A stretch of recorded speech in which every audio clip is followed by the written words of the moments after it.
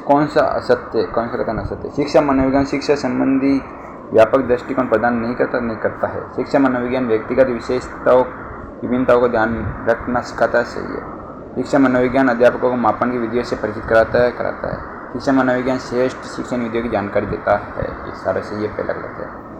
निम्न में कौन सा कथन शिक्षा मनोविज्ञान के अर्थ को सबसे सही ढंग से प्रकट करता है? शिक्षा को मनोवैज्ञानिक आधार प्रदान करता है, ये बिल्कुल बात सही है।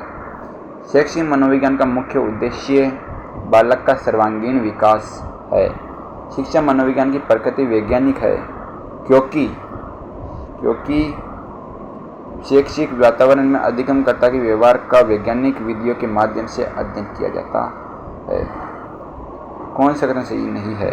शिक्षा मनोविज्ञान का क्षेत्र अध्यापक के लिए अध्ययन की आवश्यकता को स्पष्ट करता है। शिक्षा मनोविज्ञान अपनी अध्ययन की विधियों में एक विज्ञान है। शिक्षा मनोविज्ञान अधिगम के सिद्धांत और नियम स्थापित करता है। शिक्षा मनोविज्ञान भौतिक शास्त्र और गणित की तरह शुद्ध विज्ञान नहीं है।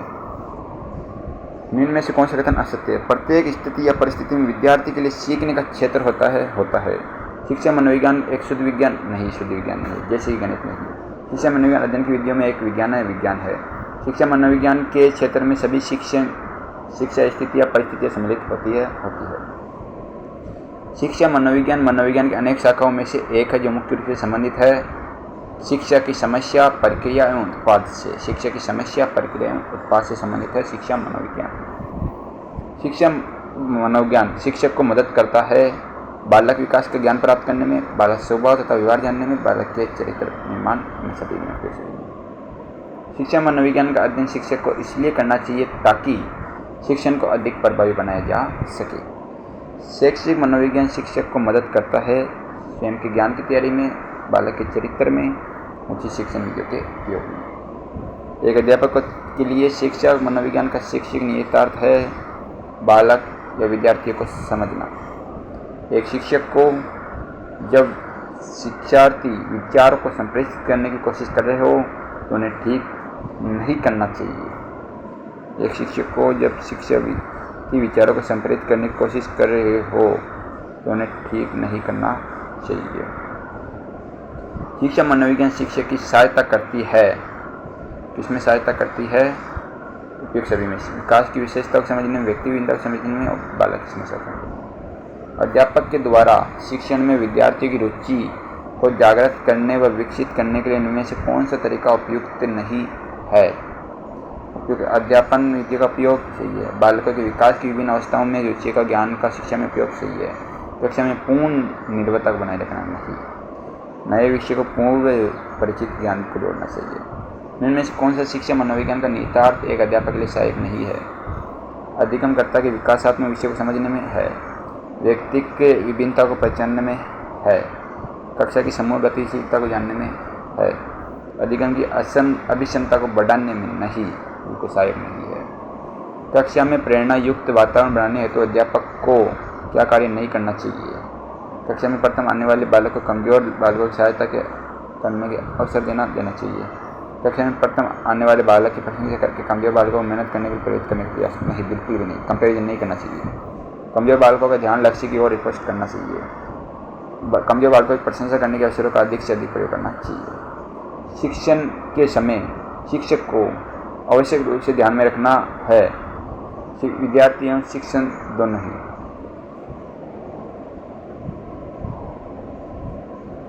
इनमें से कौन सी शिक्षा विज्ञान का कार्य नहीं? अधिगमकर्ता को जानना है, विषय वस्तु का चयन है, संगठन करना भी है, सीखने की गतिविधियों को सलाह देना भी है, पर असामान्य मनोविज्ञान वाले व्यक्ति को समझना नहीं है। शिक्षा अधिगम में मनोविज्ञान के महत्व के संबंध में इनमें कौन सा कथन सही है? शिक्षक को जानने में सहायक है, शिक्षक को स्वयं को जानने में सहायक है, बिल्कुल सही है। प्रभावी अधिगम प्रक्रिया में सहायक है, बिल्कुल सही है। शिक्षण की व्यावसायिक प्रगति में सहायक है, बिल्कुल सही। इनमें से कौन से कथन शिक्षा मनोविज्ञान के संदर्भ में सही है? सही कौन से है? ये विद्यार्थी के व्यवहार में उचित परिवर्तन लाने में सहायता करता है। ये शिक्षकों को शैक्षिक समस्याओं को सुलझाने के प्रति सकारात्मक वृद्धि विकसित करता है। ये शिक्षकों को विद्यार्थी की व्यक्ति की विभिन्नता को नजरअंदाज नहीं करते। ये शिक्षकों को स्वयं को समझने में मदद करता है। विद्यार्थियों हेतु शिक्षण प्रभावशाली बन सकता है, वही पाठ दोहराई नहीं। विद्यार्थियों के मानसिक स्तर के अनुसार शिक्षण दिया जाए। हाँ सही है। विद्यार्थियों के सामाजिक स्तर के अनुसार शिक्षण दिया जाए। सही है। जो है मेन है इसमें विद्यार्थी के मानसिक स्तर के अनुसार शिक्षण दिया जाए। शिक्षा मनोविज्ञान का महत्व है विकासात्मक विशेषता को समझने में, अधिगम की प्रकृति को समझने में और व्यक्ति विविधताओं को समझने में। इनमें किसमें शिक्षा मनोविज्ञान उपयोगी नहीं है? बालक में मानसिक अस्वस्थता का पता लगाने में उपयोगी है, शिक्षण विधियों के चयन में उपयोगी है, छात्रों को अभिप्रेरित करने में उपयोगी है, पशुओं पर प्रयोग करने में उपयोगी नहीं है। इनमें से कौन सा शिक्षा मनोविज्ञान शिक्षा मनोविज्ञान कार्य नहीं है? अनुशासन बनाए रखने में सहयोग है, शिक्षक की समस्या का समाधान है, आकलन एवं मनोमूल्यांकन में सहयोग, हाँ ये भी है। कोई सा भी विकल्प इसमें सहयोग नहीं है, यानी सब सही है, कोई सा विकल्प नहीं है। शिक्षा मनोविज्ञान के संदर्भ में कौन सा कथन सही नहीं है? ये वैज्ञानिक विधियों का प्रयोग करता है, शिक्षा मनोविज्ञान करता है। ये शैक्षिक अधिगम करता है एवं शिक्षण प्रक्रिया संबंधित है। ये विधि अधिगमकर्ताओं के लिए उपयुक्त नहीं है। नहीं है, कैसे नहीं है? ये उपयुक्त शिक्षण विधियों के चयन में उपयोगी है। हाँ है। शिक्षार्थी को मनोवैज्ञानिक रूप से समझने तथा उसके व्यक्तिगत शारीरिक मानसिक व्यक्तित्व के विकास को समझना अच्छा गुण है एक प्रशासक को। उनका एक प्रशासक को मारवाड़ी का डाला। राष्ट्रीय शैक्षिक अनुसंधान और प्रशिक्षण परिषद है। बुद्धि के शिक्षण के लिए कौन से विभाग खोले है? मनोविज्ञान विभाग। कौन से विभाग खोले? मनोविज्ञान विभाग। आम कौन सी समस्या है जो कि शिक्षा मनोविज्ञान क्षेत्र में आवे? शिक्षक की अनुपस्थिति नहीं, शिक्षा का गिरता स्तर खत्म आए, विद्यालय में बच्चे की कमी वो भी कौन आवे, लेकिन शैक्षिक पिछड़ेपन वो आवे। ध्यान रखिए। छात्र का असामान्य व्यवहार का अध्ययन कर खातर की प्रणाली को प्रयोग सही है। व्यक्ति इतिहास प्रणाली बहुत सही है। आप अगर व्यक्तिगत असामान्य व्यवहार का अध्ययन करना चाहो तो व्यक्ति इतिहास विधि केस स्टडी इंग्लिश में किया करेंगे। कौन सी है एक वाद शिक्षा मनोविज्ञान नियम पर आधारित है? तो प्रकृतिवाद है और शिक्षा मनोविज्ञान पर आधारित है। ध्यान रखिए। कौन सी वाद है? प्रकृतिवाद और शिक्षा मनोविज्ञान पर आधारित है। आत्मनिर्भरता और शिक्षा को तात्कालिक उद्देश्य होना चाहिए। आदर्श वाक्य है गांधी जी को, जो गांधी जी का वाक्य है कि आत्मनिर्भरता शिक्षा का तात्कालिक उद्देश्य होना चाहिए, समूह पहले उद्देश्य होना चाहिए। MC निंगर डी के अनुसार, MC निंगर के अनुसार विस्तार एक शिक्षा है और इको उद्देश्य लोगों का दृष्टिकोण और प्रथाओं को बदलबो है। MCD के वो बात। शिक्षा मनोविज्ञान में स्तर को मापन न्यूनतम प्रयोग किया जाए कि मैं अनुपातिक मापनी। शिक्षा मनोविज्ञान में अनुपातिक मापनी का जो मापन है भी न्यूनतम प्रयोग किया जाए। अनुपातिक मापनी का ना अनुपातिक। इन निम्न के कौन से छात्र है जो केंद्रीय विधि नहीं है? तो कौन सी छात्र केंद्रित विधि कौन नहीं? तो व्याख्यान विधि है यार, व्याख्यान विधि नहीं और तो टीचर ही करे तो अभी कौन नहीं। परियोजना विधि, समय से समाधान विधि, इन तो खाली व्याख्यान विधि कौन नहीं, बाकी तो सारी है। परियोजना विधि भी है और समय समाधान विधि भी है, खाली व्याख्यान विधि कौन नहीं। शिक्षक केंद्रित, छात्र केंद्रित। ये विधि में अध्यापक सक्रिय और बालक निष्क्रिय रहे, तो व्याख्यान विधि है ये एक। और आपने कहानी कही तो शिक्षक के निष्क्रिय रहे छात्र का। इनमें कौन से उद्देश्य शिक्षा का सामाजिक उद्देश्य का अंतर्गत कौन आवे? सामाजिक कौशल आई, सामाजिक में आई। नागरिकता में नागरिक में जाए, सामाजिक समूह में समायोजन क्षमता अभी आई। संगीत सभी क्षमता, संगीत में तो खुद एक लोग बजाते रहे अगन आवा। जॉन डीवी का IQ है। जॉन डीवी की होगी विद्यालय एक विशिष्ट वातावरण है। जॉन डीवी का IQ होगी विद्यालय का ये विशिष्ट वातावरण। शिक्षा मनोविज्ञान में काय सहायक है? शिक्षा मनोविज्ञान में सहायक है संपूर्ण शैक्षिक प्रक्रिया, पूरी संपूर्ण शैक्षिक प्रक्रिया सहायक है। आधुनिक शिक्षा मनोविज्ञान का अनुप्रयोग आधारित है, की पर आधारित है? धर्म पर थोड़ी है, व्यक्ति थोड़ी है, विद्यालय प्रबंधन थोड़ी है, व्यक्तिगत विभिन्नता पर अनुप्रयोग आधारित है। कौन सी है जो को शिक्षा अभिकरण कौन कौन सा शिक्षण अभिकरण नहीं? शिक्षा का अभिकरण भाई आप घर में सीख सका, शिक्षा लेवा, विद्यालय में भी शिक्षा लेवा, मीडिया में भी शिक्षा लेवा, संसद में जाकर शिक्षा लेवा, वैसे जी कर करेंगे। शैक्षिक अवधारणा का सर्वाधिक उचित अर्थ का ये है। तो शैक्षिक अवधारणा को उचित अर्थ का ये है कि शैक्षिक विचारक विषय में आप सोचा, वही आपने शैक्षिक अवधारणा का सर्वाधिक उचित अर्थ है शैक्षिक विचार के विषय में। समझा? कौन सा है वैज्ञानिक कौन? वॉटसन की है, व्यवहारवाद यही है। स्किनर पुनर्बलन हल भी दियो, मैंने दिया।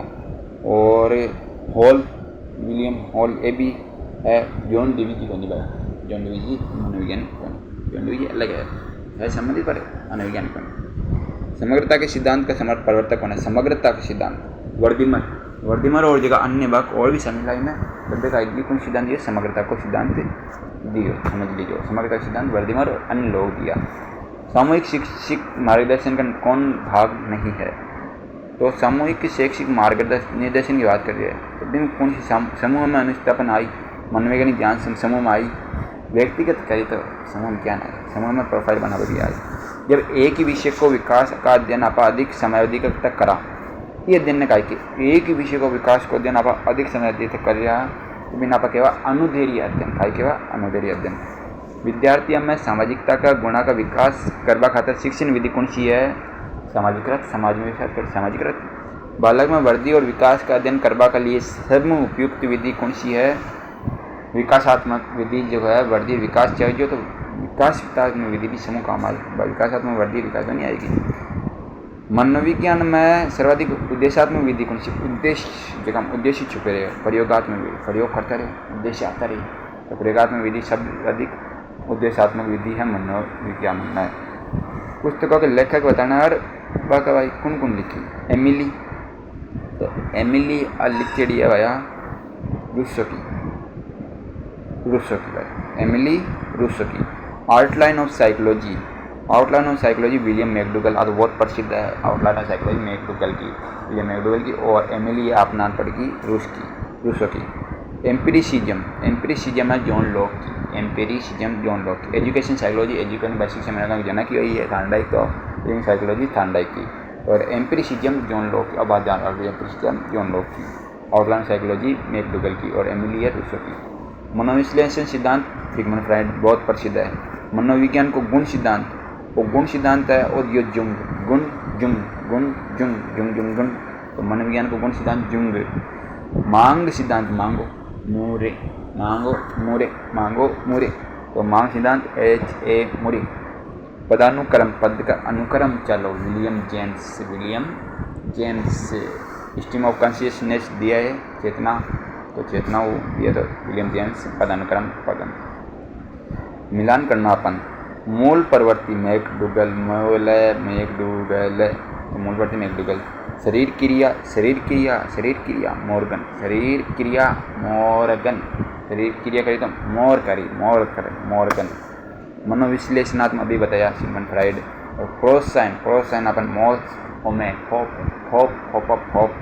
होप में नोई बिन प्रोत्साहन मिली भैया मॉल में जाओ जाना। और होप में का मिली प्रोत्साहन, तो प्रोत्साहन मॉल था होप में। विलियम वुंट मनोविश्लेषण सिद्धांत अपने सिगमंड फ्राइड मिलाई दूँ। और वुंट प्रथम मनोवैज्ञानिक प्रयोगशाला वुंट खोली, ध्यान रख जाओ, जर्मनी के लिखिंग शहर में। ध्यान रख दीजिए की बात कि विलियम वुंट जो है जो खोली प्रथम मनोवैज्ञानिक प्रयोगशाला खोल दी। अब जॉन डीवी का ही करियो प्रकार्यवाद जॉन डीवी पर को कार्य करे जॉन डीवी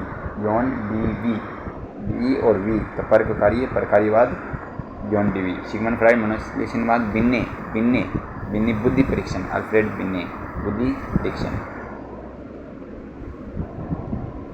अब नया टॉपिक शुरू हो, बाल विकास। ध्यान अभिवृद्धि शब्द को प्रयोग किया जाए तो अभिवृद्धि तो शारीरिक विकास में हुई।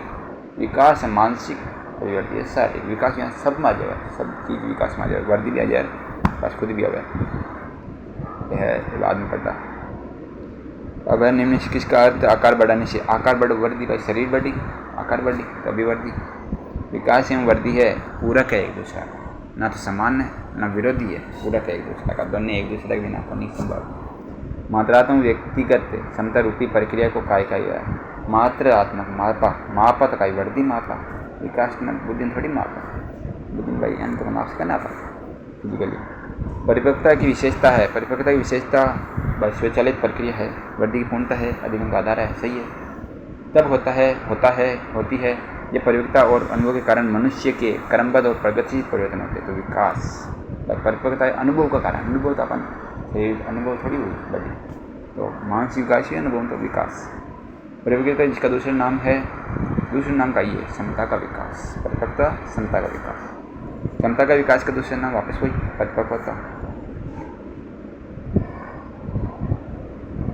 बालक की वृद्धि में कौन सा विकल्प सही है? वृद्धि गुणात्मक होनी, अधिगम अनुभव होनी, वृद्धि कोशिका, हाँ कोशिका में अधिक आकार परिवर्तन है। मानव विकास का अध्ययन में संबंधित है, कौन संबंधित है? किस व्यक्ति शारीरिक, हाँ मनोवैज्ञानिक और सामाजिक। सार्वभौमिक मानव विकास को तो स्तर बहुत बड़ा है। एक व्यक्ति की समस्या को जरूरतों में समझना, हाँ सही है। पारिवारिक संबंध में समूह संबंधित है। वृद्धि के बारे में कौन सा कथन सही नहीं है? वृद्धि विकास का एक चरण, सही बात है। वृद्धि जीवन पर्यंत चलने वाली प्रक्रिया, खटा है वृद्धि जीवन पर्यंत। अब थोड़े से बड़ा हुआ वृद्धि खत्म, तो कथन सही नहीं है। हाँ ये बात सही बात है, जीवन पर्यंत कौन चला, बात तो सही बिल्कुल। और वृद्धि विकास के चरण, अब बात भी सही है। जीवन पर्यंत कौन चला, वृद्धि बात सही है। और वृद्धि केवल शारीरिक परिवर्तन करेगी, हाँ अभी बात तो सही है। वृद्धि गुणात्मक होनी है, आ जाना अभी परिमाणात्मक कौन। मानव विकास होता है, मानव विकास माप थोड़ी से कम माप, गुणात्मक ही होगी हमेशा। गुणात्मक कोई तो मात्रात्मक भी है, गुणात्मक भी है, दोनों ही होगा। विकास के क्षेत्र में ज्ञान सही है, क्योंकि आप विकास में वृद्धि भी आ जाए तो मात्रात्मक और गुणात्मक दोनों हो जाएगा आपके साथ।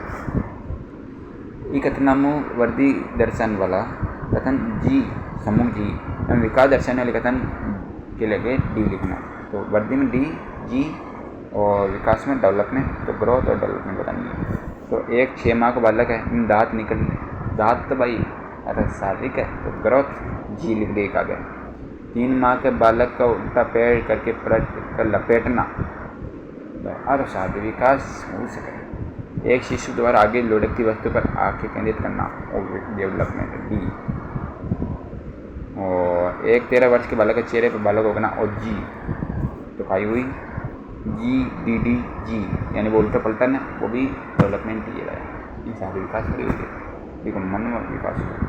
वृद्धि एक जैविक प्रक्रिया, सही बात है। शिक्षण एक लक्षण प्रक्रिया, सही बात है। अधिगम जीवन भर चलने वाली प्रक्रिया, सही बात है। विकास एक मात्रात्मक नहीं, खाली मात्रात्मक और गुणात्मक भी प्रक्रिया है। अगर क्यों नहीं आती है सही, खाली मात्रात्मक है, मात्रात्मक गलती करती हो। विकास व्यक्ति में जीवन विशेषता या योग्यता प्रस्तुत करती है, कथन कुण को है। विकास व्यक्ति में जीवन नवीन विशेषता और योग्यता प्रस्तुत कराए, वो बात कुण की हो। नवीन भाई अपना योग्यता विशेषता और प्रस्तुत कराए, हर लोग की बात विकास बड़ा ध्यान रख लीजिए। मानव विकास निरंतर होगी, वो निरंतर। व्यक्ति को है, एक सब अलग अलग हुआ। कर्मी को है, चलो सारा से। विकास के नियम के रूप में कौन सा कथन सत्य कौन? विकास के लिए प्रत्येक अवस्था समान रूप से महत्वपूर्ण है, सही बात है यार, महत्वपूर्ण तो कौन, ये सब कथन अलग अलग है। विकास प्रयोगता तथा सीखने परिणाम है। विकास में व्यक्ति की भिन्नताएं होती है, पूर्ण में होता है, सही बात है। और सारी एग्जाम सेम कौन सा आदान नियमित कौन सा कथन सत्य नहीं है? विकास द्वारा विकास अंत क्रिया का फल है, हाँ। विकास एक व्यवस्थित श्रृंखला का अनुगामी है, हाँ। विकास एक व्यक्तिगत प्रक्रिया, बात सही। विकास विशिष्ट से सामान्य की नहीं, सामान्य से विशिष्ट आदान। विकास सामान्य से विशिष्ट की ओर बढ़ता है। विकास में कौन सा सिद्धांत नहीं है? निश्चित प्रतिमान सिद्धांत। विशिष्ट से सामान्य, गलत। सामान्य सिद्धांत नियंत्रक सिद्धांत। बालक का भाषा के जन्म के हमें रोने की साधारण क्रिया जैसे प्रारंभ होता है, फिर वैदिक के प्रारंभ होता है। बालक कर्म से बहुत से शब्दों की शब्दावली प्राप्त करता है। तो एक उदाहरण में कौन से कथन प्रतिनिधित होता है? बात वही भाई, विकास सामान्य विशिष्ट की ओर हुआ, धीरे धीरे सामान्य वही पर विशिष्ट होगी। निम्न में कौन सा विकास का सिद्धांत नहीं है? नियंत्रण चल है, व्यक्तिगत है, सामान्य विशिष्ट नहीं है, निकट कौन नहीं गलत है। अंत की जगह उत्पाद बिल्कुल सही है। विकास कभी नहीं समाप्त होने वाला, बिल्कुल सही। ये कथन कुंज भी हो, कुंज के भाई की सिद्धांत की बात करें, नियंत्रण तक सिद्धांत, नियंत्रण चलता रही तो कभी समझ कटे हुई बात है।